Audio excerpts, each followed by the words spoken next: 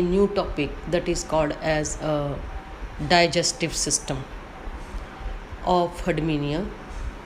As you already know that digestive system consists of alimentary canal and digestive glands. Now alimentary of Herdmania canal of Herdmania is complete.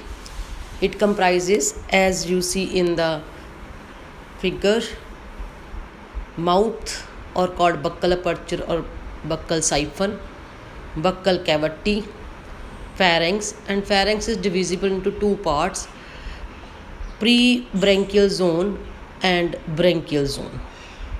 Esophagus, stomach, intestine, rectum and cloaca, okay, or called as anus. The buccal cavity alone is lined with the ectoderm and represent the stomodium. All other part are lined with endoderm and constituent the mesentery.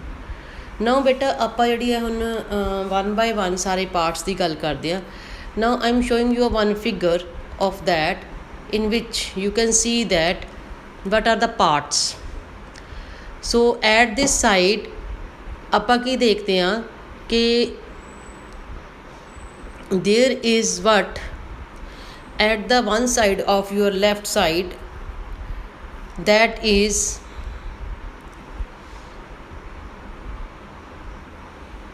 कि they having a पहला part की है this portion. This portion is called as a branchial aperture, mouth, and lie at the tip of the branchial siphon. ਇਹ ਪੂਰੇ ਦਾ ਪੂਰੇ ਨੂੰ ਕੀ ਕਹਿੰਦੇ ਆ ਆਪਾਂ ਸਾਈਫਨ ਕਿਹਾ ਜਾਂਦਾ ਹੈ, ਠੀਕ ਹੈ. ਸੋ ਉਹ ਸਾਈਫਨ ਦੇ ਉੱਪਰਲੇ ਹਿੱਸੇ ਦੇ ਵਿੱਚ ਕੀ ਹੈ, that is called as this is called as a branchial siphon, and ਉਹਦੇ ਉੱਤੇ ਕੀ that is called as a branchial aperture, ਜਿਹੜਾ ਕਿ 4 ਲਿਪਸ ਦੇ ਨਾਲ these ਜਿਹੜੀ ਟ੍ਰਾਇੰਗੂਲਰ ਬੇਟਾ ਦਿਖਾਇਆ ਹੋਇਆ ਇਹਦੇ ਸਟਰਕਚਰ, ਇਹ ਕੀ ਹੈ 4 ਲਿਪਸ ਨੇ, and that 4 ਲਿਪਸ ਜਿਹੜੇ ਹੈ they are directed anteriorly. It lead to the this portion called as buccal cavity. So buccal cavity in case of Herdmania laterally compressed, lined with epidermis, covered by test, both having turned in from the outer surface of the body over the rim of mouth. Means ਜਿਹੜਾ mouth ਹੈ ਨਾ ਉਹਦੇ ਤੋਂ ਉਹ turn ਕਰ ਜਾਂਦੇ ਅੰਦਰਲੇ ਪਾਸੇ ਨੂੰ, ਟਰਨ ਹੋ ਕੇ ਅੰਦਰ ਨੂੰ ਚਲ ਜਾਂਦੀ ectoderm. Buccal cavity at its base is this sphincter.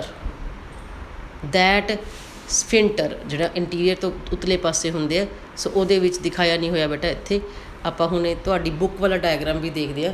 ਸੋ ਦੇ having buccal cavity having a sphincter called as which can close it when required, and these buccal sphincter having a sickle shaped tripinnate process called buccal tentacles. Like here we can say that they having buccal tentacles होंगे ਇੱਥੇ, ठीक है. So that is one कि ਆਪਾਂ ਜਿਹੜੀ ਹੈ ਇੱਕ ਹੋਰ ਫਿਗਰ ਦੇ ਅੰਦਰ ਆਪਾਂ ਦੇਖਦੇ ਆ ਕਿ ਲਾਈਕ ਦਿਸ. ਹੁਣ ਇੱਥੇ ਦੇਖੋ ਇਹ ਬੱਕਲ ਕੈਵਿਟੀ ਹੈ, ਇਹ ਬੱਕਲ ਕੈਵਿਟੀ ਦੇ ਹੇਠਲੇ ਪਾਸੇ that is a ਕੀ ਦੇਖ ਰਹੇ ਹੋ ਤੁਸੀਂ ਕਿ at this reason buckle cavity ਇਹ ਹੈ, ਔਰ ਇੱਥੇ ਕੀ ਹੈ ਦਿਸ ਇਜ਼ ਅ ਟੈਂਟੀਕਲਸ, ठीक है.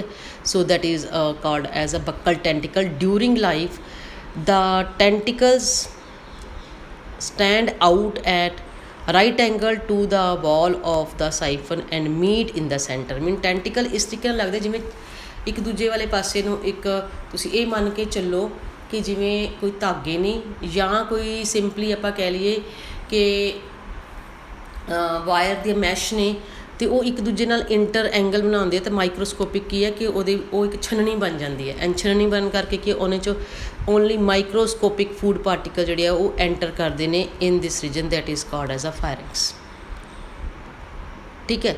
ਸੋ ਫਾਇਰਿੰਗਸ ਜਿਹੜਾ ਹੈ ਵਿੱਚ ਰਿਚ ਸਪਲਾਈ ਨਰਵ ਸਪਲਾਈ ਹੈ, ਟੈਂਟੀਕਲਸ ਦੇ ਇੰਡੀਕੇਟ ਦੇ act as a chemoreceptor also, ਕਿਉਂਕਿ ਟੈਂਟੀਕਲ ਨੇ ਉਹ ਹੈ ਕੀ ਹੈ ਸੈਂਸਿਟਿਵ ਔਰਗਨ, ਜਾਂ ਆਪਾਂ ਕਹਿ ਸਕਦੇ ਹਾਂ ਸੈਂਸ ਔਰਗਨ ਨੇ ਉਹ ਕੀ ਹੈ ਕੈਮੀਕਲ ਜੱਜ ਕਰ ਲੈਂਦੇ ਆਪਾਂ ਅੱਗੇ ਪੜਾਂਗੇ ਕਿ ਹਾਓ ਰਿਵਰਸ ਕਰਦੇ ਆ। ਹੁਣ ਦੂਸਰੀ ਚੀਜ਼ ਸਮਝਣ ਲਈ ਬੇਟਾ ਸੈਕਿੰਡ ਟੂ ਦੈਟ ਜਿਹੜੀ ਆਪਾਂ ਇਹ ਗੱਲ ਕਰ ਰਹੇ ਹਾਂ ਇਸ ਨੂੰ ਤੁਸੀਂ ਫਿਗਰ ਦੇਖੋ ਆਪਣੀ ਬੁੱਕ 'ਚ, ਤਾਂ ਹੀ ਮੈਂ ਤੁਹਾਨੂੰ ਕਿਹਾ ਸੀ ਕਿ ਪਹਿਲਾਂ ਤੁਸੀਂ ਫਿਗਰਸ ਬਣਾ ਲਓ, ਠੀਕ ਹੈ। ਹੁਣ ਸਭ ਤੋਂ ਮੇਜਰ ਪੋਰਸ਼ਨ ਜਿਹੜਾ ਹੈ ਡਾਈਜੈਸਟਿਵ ਸਿਸਟਮ ਹਰਨੀਆਂ ਦਾ ਹੈ ਉਹ ਹੈ ਫੈਰਿੰਕਸ, ਠੀਕ ਹੈ। ਫੈਰਿੰਕਸ ਆਪਾਂ ਅੱਗੇ ਕਰ ਚੁੱਕੇ ਹਾਂ, ਇਸ ਨੂੰ ਅਸੀਂ ਦੋ ਹਿੱਸਿਆਂ 'ਚ ਡਿਵਾਈਡ ਕੀਤਾ। ਲਾਰਜੈਸਟ ਪਾਰਟ ਆਫ ਦਾ ਐਲੀਮੈਂਟਿਕ ਨਾਲ occupied the greater part of the body, laterally compressed, complicated structure divided into two parts, pre-branchial zone just behind the branchial sphincter। So this region ਜਿਹੜਾ ਆਪਾਂ ਦੇਖ ਰਹੇ ਹਾਂ, ਸੋ ਇਹ ਇੱਕ ਪੂਰੇ ਦਾ ਪੂਰਾ ਜਿਹੜਾ ਹੈ we can say this portion, this ਜਿਹੜਾ ਐਂ ਲੱਗਦਾ ਜਿਵੇਂ ਗਲੇ ਦੇ ਵਿੱਚ ਹਾਰ ਪਾਇਆ ਹੋਵੇ ਅਤੇ ਜਿਹੜੀ ਹੈ ਵੀ ਸ਼ੇਪ ਜਿਹੜੀ ਹੈ ਕੋਈ ਟੀ ਸ਼ਰਟ ਪਾਈ ਹੋਈ ਹੈ। ਸੋ ਉਸ ਤਰ੍ਹਾਂ ਦੀ ਜਿਹੜੀ ਸਟਰਕਚਰਾਈਜੇਸ਼ਨ ਹੈ ਉਹ ਇੱਕ ਪ੍ਰੀ ਬ੍ਰੈਂਕੀਅਲ ਜ਼ੋਨ ਬਣ ਜਾਂਦਾ ਹੈ ਅਤੇ ਉਹਦੇ ਵਿੱਚ ਪ੍ਰੀ ਬ੍ਰੈਂਕੀਅਲ ਗਰੂਵ ਅਤੇ ਸਟਰਕਚਰਾਈਜੇਸ਼ਨ ਆਪਾਂ ਨੂੰ ਆਉਣੀ ਹੈ, ਉਹ ਆਪਾਂ ਹੁਣੇ ਦੇਖਦੇ ਹਾਂ, ਠੀਕ ਹੈ। ਸੋ ਉਸਦੇ ਅਕੋਰਡਿੰਗਲੀ ਜਿਹੜੀ ਇਹ ਮਾਰਕਿੰਗ ਆਪਾਂ ਕਰ ਰਹੇ ਸੀ, ਹੁਣ ਜਿਹੜਾ ਦਿਸ ਪੋਰਸ਼ਨ ਹੈ that is pre branchial zone, ਧਿਆਨ ਨਾਲ ਦੇਖੋ ਦਿਸ ਪੋਰਸ਼ਨ, ਠੀਕ ਹੈ। ਮੈਂ ਹੁਣ ਦੂਸਰਾ ਡਾਇਗਰਾਮ ਜਿਹੜਾ ਆਪਣੀ ਬੁੱਕ ਦਾ ਉਹ ਵੀ ਦਿਖਾਉਂਦੀ ਹਾਂ ਤੁਹਾਨੂੰ। ਸੋ ਜਿਹੜੀ pre branchial zone just behind the branchial sphincter and a large posterior branchial sac ਹੈ, ਠੀਕ ਹੈ। ਆਹ ਸਾਰਾ ਦਾ ਸਾਰਾ ਜਿਹੜਾ ਹੈ ਇਹ ਦਿਸ ਪੋਰਸ਼ਨ ਇਜ਼ ਬ੍ਰੈਂਕੀਅਲ ਸੈਕ ਹੈ, ਠੀਕ ਹੈ। ਐਂਡ ਜਿਹੜੇ ਦੋਨੋਂ ਨੇ ਜਿਹੜੀ ਹੈ ਦੈਟ ਵਾਜ਼ ਡਿਵੀਜ਼ਨ ਹੈ ਬਾਈ ਅ ਟੂ ਸਰਕੂਲਰ ਸਿਲੀਏਟਿਡ ਰਿਜ। ਆਹ ਜਿਹੜੀ ਦਿਸ ਜਿਹੜਾ ਬਲੈਕ ਅਤੇ ਔਰੇਂਜ ਵਾਲਾ ਪਾਰਟ ਮੈਂ ਕੀਤਾ ਹੋਇਆ that is ridge called peripharyngeal band arising from the inner surface। the bands run parallel and cross to each other। ਦੋਨੋਂ ਬੈਂਡ ਦੇਖੋ ਇੱਕ ਦੂਜੇ ਦੇ ਪੈਰਲਲ ਰਨ ਕਰ ਰਹੇ ਅਤੇ ਉਹਨਾਂ ਦੇ ਵਿਚਕਾਰ ਜਿਹੜੀ ਮੈਂ ਔਰੇਂਜ ਕਲਰ ਦੀ ਮਾਰਕਿੰਗ ਕੀਤੀ ਹੋਈ ਹੈ that is a space called as a ciliated ਹੈ ਉਹ region peripharyngeal groove between them। the cilia present in the groove are shorter than those over the bands। ਦੇ ਉੱਤੇ ਵੀ ਜਿਹੜੇ ਹੈ ਸੀਲੀਆ ਨੇ ਅਤੇ ਅੰਦਰਲੇ ਪਾਸੇ ਵੀ ਸੀਲੀਆ ਨੇ। ਸੀਲੀਆ ਜਿਹੜੇ ਅੰਦਰਲੇ ਪਾਸੇ ਨੇ ਲਾਈਕ ਗਰੂਵ ਦੇ ਵਿੱਚ ਨੇ ਉਹ ਸਮੋਲਰ ਨੇ, ਪਰ ਜਿਹੜੇ ਬੈਂਡ ਦੇ ਉੱਤੇ ਨੇ ਉਹ ਲਾਰਜਰ ਨੇ। ਦ ਐਂਟੀਰੀਅਰ ਬੈਂਡ ਇਜ਼ ਕੰਪਲੀਟ। ਦੇਖੋ ਆਹ ਐਂਟੀਰੀਅਰ ਬੈਂਡ ਜਿਹੜਾ ਹੈ ਕੰਪਲੀਟ ਹੈ, ਠੀਕ ਹੈ। ਸੋ ਦ ਐਂਟੀਰੀਅਰ ਬੈਂਡ ਜਿਹੜਾ ਹੈ is complete ring, but the posterior band is interrupted in the mid dorsal and mid ventral line where it become continuous with the wall of the dorsal lamina। ਠੀਕ ਹੈ। ਹੁਣ ਦੇਖੋ ਇਹ ਹੈ ਕੀ ਚੀਜ਼ ਜਿਹੜੀ ਆਪਾਂ ਗੱਲ ਕਰ ਰਹੇ ਹਾਂ, ਕੀ ਹੈ ਬੈਂਡ, ਕੀ ਹੈ ਡੋਰਸਲ ਟੂਬਰਕਲ ਹੈ, ਠੀਕ ਹੈ। ਸੋ ਡੋਰਸਲ ਲੈਮੀਨਾ ਕੀ ਹੈ ਐਟ ਦਿਸ ਰੀਜਨ ਦੇਖੋ this is showing you a ਡੋਰਸਲ lamina, ਠੀਕ ਹੈ। ਆ ਜਿਹੜਾ ਸੈਂਟਰ 'ਚ ਹੁਣ ਇਹਦੇ ਵਿੱਚ ਜਿਹੜੀ ਪੋਸਟੀਰੀਅਰ ਬੈਂਡ ਹੈ ਇਹ ਇਹਦੇ ਨਾਲ ਕੰਟੀਨਿਊ ਹੋ ਰਿਹਾ, ਬਟ ਇੰਟੀਰੀਅਰ ਬੈਂਡ ਕੀ ਹੈ ਉਹ ਉੱਪਰੋਂ ਕੰਟੀਨਿਊ ਕੇ ਬਾਹਰ ਨੂੰ ਚਲ ਜਾਂਦਾ ਹੈ। ਸੋ ਇਸ ਕਰਕੇ ਜਿਹੜੇ ਹੈ ਇਹ ਸਟਰਕਚਰਾਈਜੇਸ਼ਨ ਕਲੀਅਰਲੀ ਤੁਹਾਡੀ ਬੁੱਕ ਦੇ ਡਾਇਗਰਾਮ 'ਚ ਵੀ ਬਹੁਤ ਕਲੀਅਰ ਹੈ। ਸੋ ਆਪਾਂ ਉਹ ਵੀ ਸ਼ੋਅ ਕਰਦੇ ਹਾਂ, ਇਹ ਵੀ ਬੁੱਕ ਦਾ ਡਾਇਗਰਾਮ ਹੈ। ਸੋ ਦੈਟ ਇਜ਼ ਆਪਾਂ ਇਹ ਕਹਿ ਸਕਦੇ posterior band is interrupted in the mid dorsal and mid ventral line with the where it become continuous with that of the dorsal lamina and lower side ਤੇ ਕੀ ਹੈ ਬੇਟਾ that is a endostyle। ਦੇਖੋ ਆ ਦੇਖੋ ਆ endostyle ਲੱਗ ਰਹੀ ਹੈ, ਠੀਕ ਹੈ। ਸੋ respect the peribranchial zone, ਠੀਕ ਹੈ, is inforated, smooth and non-ciliated। it contains in it mid region a dorsal, ਆ ਦੇਖੋ center this portion is containing a tubercle, ਠੀਕ ਹੈ। ਟੂਬਰਕਲ ਹੈ, ਠੀਕ ਹੈ। ਡੋਰਸਲ ਟੂਬਰਕਲ ਆਪਾਂ ਕਹਿੰਦੇ ਜਿਹੜਾ ਕਿ ਆਪਾਂ ਆਲਰੇਡੀ ਜਿਹੜਾ ਹੈ ਉਸ 'ਚ ਕਰ ਲਿਆ ਹੋਇਆ ਨਰਵਸ ਸਿਸਟਮ ਦੇ ਵਿੱਚ, ਠੀਕ ਹੈ। Now it comes to the major portion. ਉਸ ਵਾਸਤੇ ਮੈਂ ਜਿਹੜੀ ਹੈ ਤੁਹਾਨੂੰ ਅਗੇਨ ਇਹ ਧਿਆਨ ਨਾਲ ਰੱਖੋ ਫਿਗਰ ਦੁਆਰਾ ਫਿਰ ਇਸ 'ਤੇ ਆਵਾਂਗੇ, ਪਰ ਨਾਲ ਦੀ ਨਾਲ ਕੀ ਆਪਾਂ ਦੂਸਰੀ ਫਿਗਰ ਜਿਹੜੀ ਤੁਹਾਡੀ ਬੁੱਕ ਦੀ ਹੈ ਉਸ ਦੇ ਅਕੋਰਡਿੰਗਲੀ ਜਿਹੜੇ ਹਾਂ ਆਪਾਂ ਚੱਲਦੇ ਹਾਂ, ਉਸ ਦੇ ਅਕੋਰਡਿੰਗਲੀ ਉਹ ਫਿਗਰ ਕੀ ਸ਼ੋ ਕਰਦੀ ਹੈ ਦਿਸ। ਸੋ ਇਹਦੇ ਵਿੱਚ ਕੋਈ ਚੇਂਜ ਨਹੀਂ ਕੀਤੀ ਮੈਂ ਬੁੱਕ ਦੇ ਵਿੱਚੋਂ ਉਸ ਤਰ੍ਹਾਂ ਤੁਹਾਨੂੰ ਦਿਖਾ ਰਿਹਾ। So that is showing you a full fledged structure of the ਵਿਚ portion of the branchial sac give the appearance of a basket work because its lateral wall are perforated by numerous elongated slit called stigmata or gill slit, ठीक है। So this ये gill slits ने, so that is here ਆਪਾਂ ਕੀ ਕਹਿ ਰਹੇ ਹਾਂ,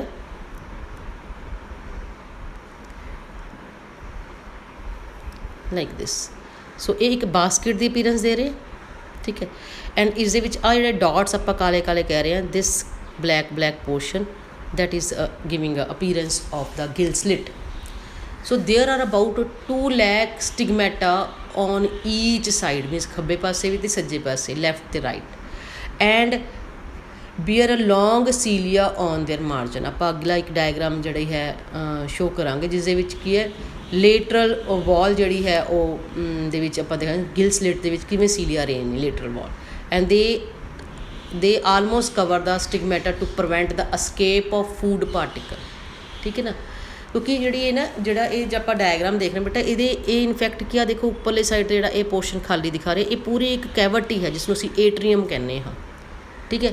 ਏਟਰੀਅਮ ਦੇ ਵਿੱਚ ਕੀ ਹੈ, ਸੈਕ ਹੈ ਜਿਹਦੇ 'ਚੋਂ ਪਾਣੀ ਬਾਹਰ ਵੀ ਨਿਕਲਣਾ ਹੈ, ਅਤੇ ਉਹਦੇ ਵਿੱਚ ਕੀ ਹੈ ਇੱਥੋਂ ਆ ਕੇ ਦੈਟ ਇਜ਼ ਕੈਵਿਟੀ ਦੇ ਵਿੱਚ ਪ੍ਰੈਜੈਂਟ ਹੈ।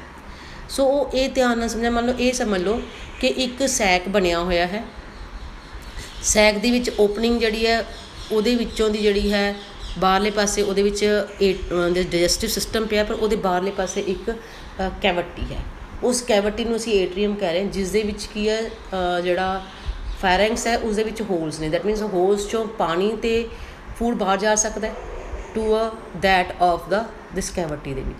ਹੁਣ ਉਹ ਕੋਸ਼ਿਸ਼ ਇਹ ਹੁੰਦੀ ਹੈ ਫੈਰੈਂਕਸ ਦੇ ਵਿੱਚ ਜਿਹੜੀ ਸਲਿਟ ਲੱਗੀਆਂ ਨੇ ਉਹਨਾਂ ਦੇ ਵੀ ਜਿਹੜਾ ਸਟਿਗਮੈਟਾ ਹੈ, ਸੀਲੀਆ ਹੈ, ਉਹਨਾਂ ਦਾ ਮੇਨ ਪਰਪਸ ਇਹ ਹੈ ਕਿ ਉਹ ਪਾਣੀ ਨੂੰ ਤਾਂ ਇਹਦੇ ਵਿੱਚੋਂ ਬਾਹਰ ਜਾਣ ਦਿੰਦੇ ਆ, ਬਟ ਫੂਡ ਪਾਰਟੀਕਲ ਨੂੰ ਇਸ ਦੇ ਵਿੱਚੋਂ ਬਾਹਰ ਨਹੀਂ ਜਾਣ ਦਿੰਦੇ, ਕਲੀਅਰ।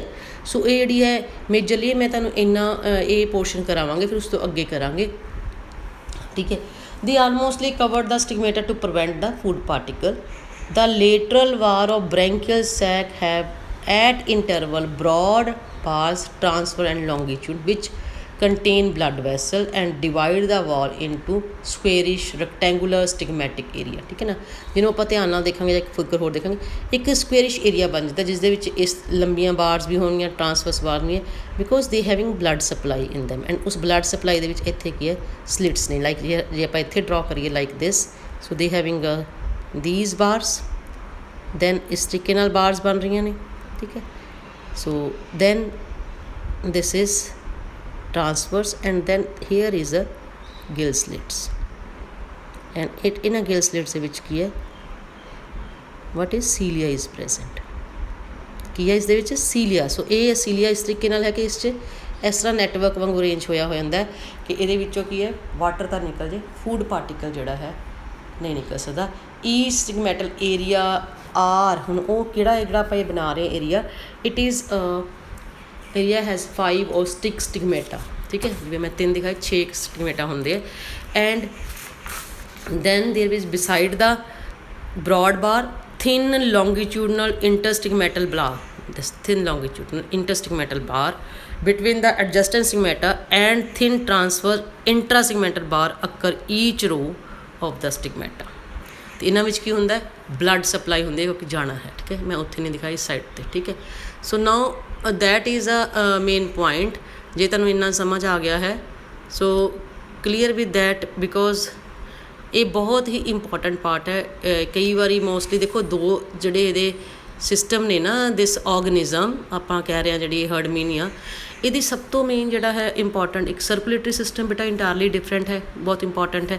ਇੱਕ ਸੈਕਿੰਡਲੀ ਜਿਹੜਾ ਹੈ ਆਪਾਂ ਜਿਹੜੀ ਹੁਣ ਗੱਲ ਕਰ ਰਹੇ ਹਾਂ ਕਿ ਦੈਟ ਇਜ਼ ਡਾਈਜੈਸਟਿਵ ਸਿਸਟਮ, ਉਹਦੇ ਵਿੱਚ ਕਈ ਵਾਰੀ ਇਕੱਲੇ ਫੈਰਿੰਗਸ ਦੇ ਉੱਤੇ ਹੀ ਆਪਾਂ ਨੂੰ ਐਜ਼ ਅ ਨੋਟ ਆ ਸਕਦਾ, because firing itself complete long question ਬਣ ਸਕਦਾ, ਠੀਕ ਹੈ।